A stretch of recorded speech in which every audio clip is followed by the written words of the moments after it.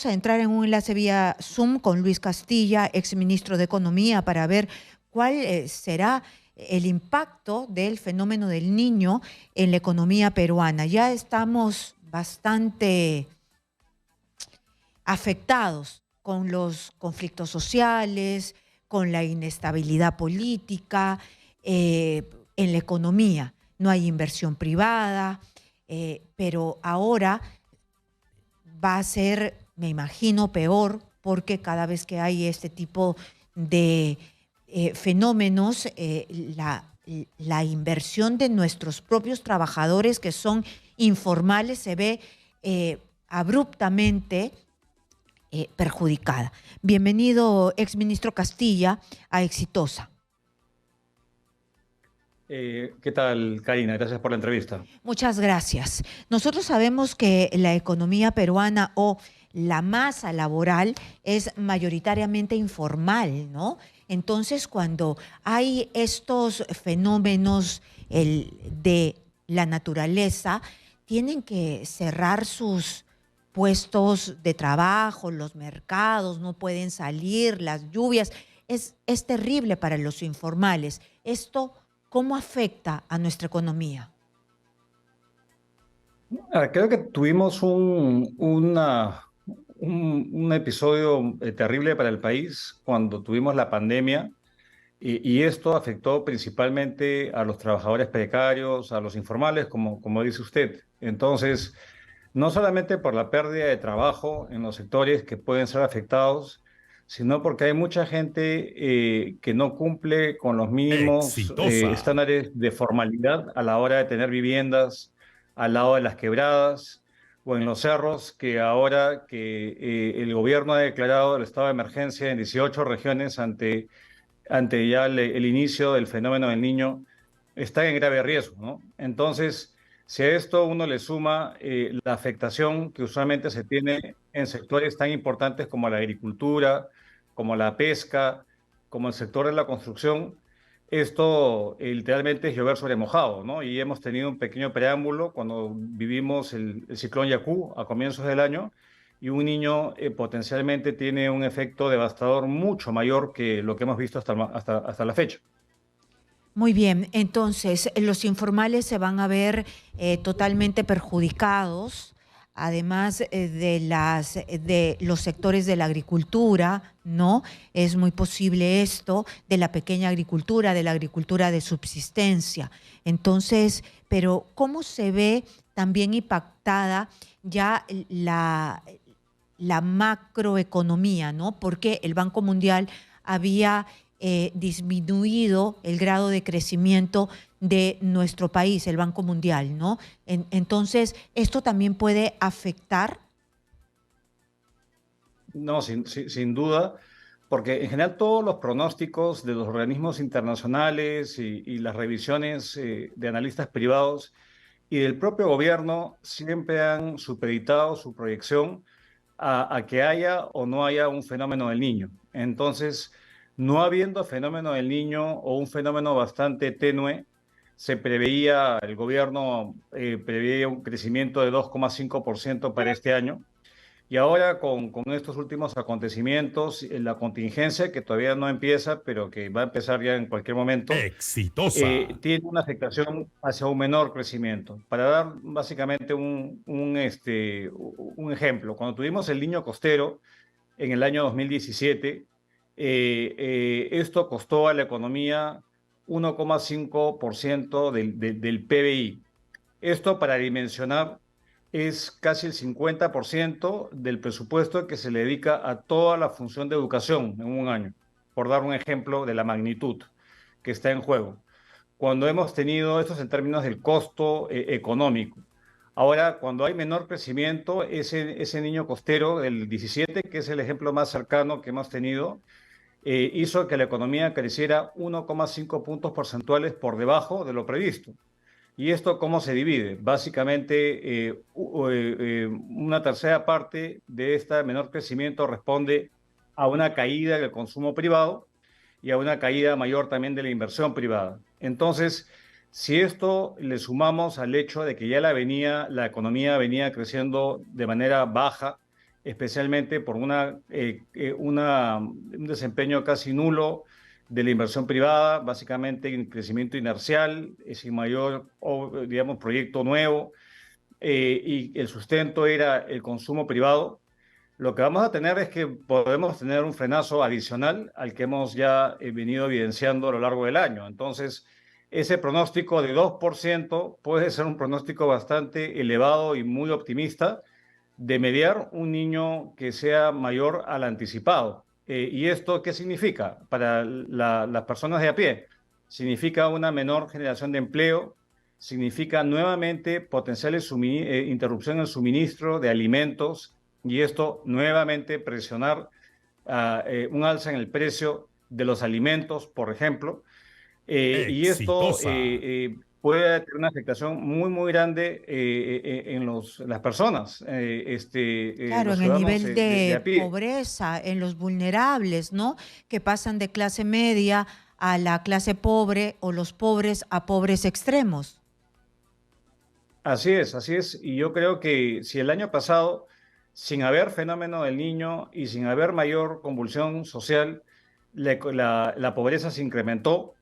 Imaginemos pues un fenómeno en el cual, un año en el cual tenemos un fenómeno del niño. Y acordémonos esto en la memoria colectiva de los peruanos, está que cada vez que hay un fenómeno del niño que provoca lluvias torrenciales y huaicos en el norte y toda la costa del país, y también produce heladas en las zonas altoandinas, ahí vemos que hay una gran vulnerabilidad y probablemente esto incida en que la pobreza vuelva a incrementarse el año entrante, este año reflejado en las cifras del año entrante. Entonces, y lo que hemos visto es que la capacidad de respuesta del gobierno es bastante poco eficiente. Si vemos cómo fue arrasada Piura con la lluvia que vimos, la Autoridad para la Reconstrucción con Cambios no funcionó. Y vemos ahora el dengue que está disparado y justamente cuando hay estos fenómenos hay nuevamente epidemias sanitarias, falta de condiciones mínimas de salubridad y esto está afectando al país de manera desproporcionada. Entonces es como de un déjà vu nuevamente de algo parecido a lo que vivimos en el 2020 cuando se inició la pandemia, Karina. No, No catastrófico, va a ser lo ¿no? mismo, evidentemente, no va a ser lo mismo, pero muchas cosas muy parecidas. Claro, pero catastrófico porque ya estamos como que debilitados Exitosa. en nuestras estructuras y nos cae esto, porque usted nos acaba de decir que más o menos es un retroceso en 1,5 por ciento en el PBI, ¿no? Pero si nos están diciendo que vamos a crecer más o menos 2%, esto nos queda que más o menos no vamos a crecer nada. 0,5 y póngale que nos va peor 0,0 y no crecer nada en un país como este, ¿qué significa? Bueno, más pobreza, ¿no? Lamentablemente. Ahora, eso es un escenario, digamos, que se distribuye en 2 años. Hay que también, no quiero sonar apocalíptico, ni mucho menos, pero los fenómenos del niño usualmente se distribuye su afectación en 2 años, ¿no? En el segundo semestre del año cuando se origina el niño y el primer semestre del año que culmina el niño. Entonces acaba de haber una afectación si se quiere, 2023-2024. Y este 1,5% del PBI de pérdidas se distribuye en ambos años. Entonces, naturalmente, vamos a crecer menos y depende obviamente de la magnitud. Todavía se manejan escenarios meteorológicos. Yo creo mucho lo que dice la agencia estadounidense, el NOAA, más que el CENAMI, la verdad, y ellos ya están prediciendo, y para llegar a una predicción que gatille las alertas y declaraciones de estado de emergencia, es porque esto se viene fuerte.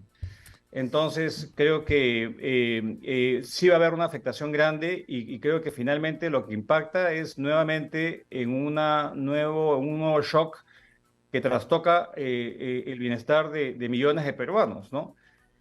Partiendo de una situación precaria. Exitosa. Entonces, Esto creo que debe llamar a la urgente acción de las autoridades porque la tregua que teníamos ya se está terminando. Acordémonos que paró de llover hace como un mes, mes y medio, 2 meses en el norte y yo no sé qué cosas se ha hecho en este tiempo No, para nadie poder sabe. evitar nuevas inundaciones y otras Nadie medidas sabe, preventivas. porque el dengue lo tenemos encima y está muriendo gente y estamos colapsados. Pero más allá de las medidas de prevención que se tienen que tomar, que no vamos a tener tiempo para hacer grandes obras como las represas, como las redes de alcantarillado y las redes para que Piura no se inunde y las demás ciudades del norte que son las que más se impacta, o como para que todos los animales no se mueran de frío en la sierra. En términos económicos, ¿cómo se hace para que la gente finalmente no se muera de hambre, ¿no? Porque aquí tenemos también la pobreza alimentaria, es decir, gente que no puede comer lo suficiente al día. ¿Cómo hacemos si es que no hay inversión privada? ¿Qué puede hacer este gobierno?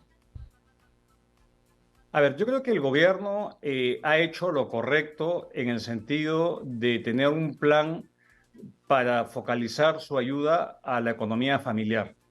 Y esto lo está haciendo aumentando el monto de las transferencias, está haciendo aumentando, por ejemplo, la cobertura del programa Juntos, que está básicamente dirigido al mundo rural, ampliarlo al mundo urbano, donde está ahí el grueso de la pobreza hoy en día en términos absolutos, fortalecer los comedores y las cocinas populares y asegurar que Exitosa. la gente más vulnerable, ojalá que la pueda reubicar a otras partes. Yo creo que el Ministerio de Vivienda, por ejemplo, en coordinación con los gobiernos locales y regionales, tiene una labor urgente de mover a toda la gente que está en las áreas más vulnerables al lado de los ríos, de las quebradas, y sacarlas de ahí, porque naturalmente después en una emergencia no van a alcanzar las manos.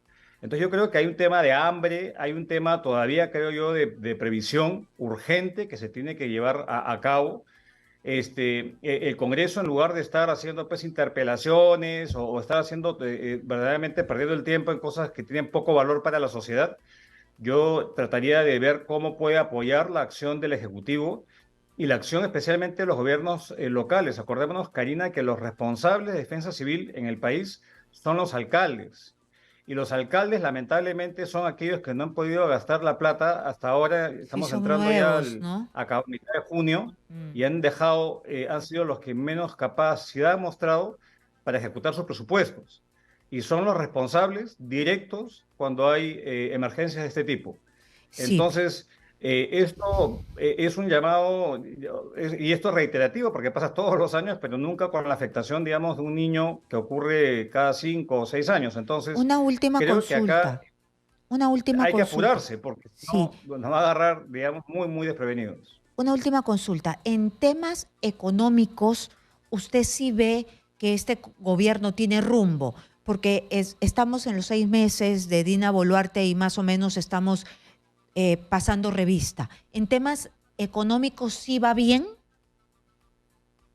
Mire, yo creo que en el ámbito donde mejor le va a este gobierno es en el económico, porque claramente ha planteado políticas de reactivación a través de Exitosa. Compunche, ha planteado facultades legislativas al Congreso que le ha otorgado, y yo creo que ese es de los pocos ámbitos en los cuales ha habido avance. Pero obviamente lo que se hace en la política económica depende también de la capacidad de los sectores y de los gobiernos, los distintos niveles de gobierno, de ejecutar esa política, por ejemplo, de inversión pública. Entonces, yo creo que está haciendo lo que debe de hacer un Ministerio de Economía, por ejemplo, en estas circunstancias. Pero no solamente depende de un actor, de un ministro o de un ministerio, Sí. depende del accionar de todo el Estado. Y yo me pregunto si es que este nivel de urgencia está internalizado en todos, porque hay mucho trámite. Hoy Parece que leía, por no. ejemplo, las declaraciones del presidente de la Sociedad de Minería y decía que si bien se ha anunciado que se van a destrabar las inversiones en minería, hasta ahora no se oye padre. No Entonces, pasa nada. creo que es importante, digo, de urgencia a nivel de todo el Estado, Y la economía sí está bien manejada, sí está siendo bien manejada, pero vamos, que es shock tras shock. Y esto estresa a cualquier gobierno, por más eficiente que sea, o los espacios que tenga para mejorar. Muchas gracias a Luis Castilla, ex ministro de Economía, por estar aquí en Éxitos.